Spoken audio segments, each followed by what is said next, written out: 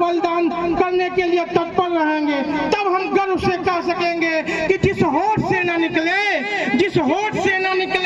जय हिंद की सदाएं, उसको तो आबे गंगा पीने का हक नहीं है। और जिस आदमी का दिल है हुबे वतन से खाली, भारत में उसका मुहर्रम जीने का हक नहीं है। भारत में उसका मुहर्रम जीने का हक नहीं है।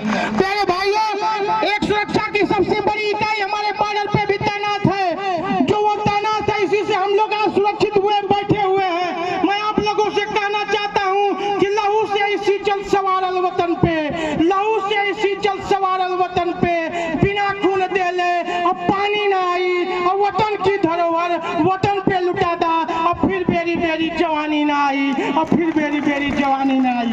प्यारे भाइयों, जिस दिन से इस देश का युवा शिक्षा, चिकित्सा, ज्ञान, विज्ञान, तकनीकी ज्ञान, साहित्य आदि सभी क्षेत्रों के माध्यम से देश की उन्नति के लिए योगदान देगा, जिस दिन से ये देश का युवा आपकी मेरी हम सब की आवाज को बात को विचार और विचार को योजना को धरातल पर सफलतापूर्वक क्रियान्वित करने का प्रयास करेगा, जिस दिन से इस देश का युवा स्वामी विवेकानंद, डॉक्टर एपीजे अब्दुल कलाम, मर्यादा पुरुषोत्तम श्री राम के आदर्शों को दिल की गहराइयों से अपना लेगा, जिस दिन से इस देश का युवा अपने आंतरिक कौशल को, नवविचारों को, क्षमता को पहचान लेगा, जिस दिन से इस देश का युवा कर्तव्य निष्ठा, ईमानदारी, मेहनत, लगन, देशभक्ति आदि के भाव को दिल की गहराइयों से अपना लेगा, उस दिन से उभर रहा होगा हम सबके सामने अखंड, अद्भुत, अद्वितीय, श्रेष्ठ, संपन्न,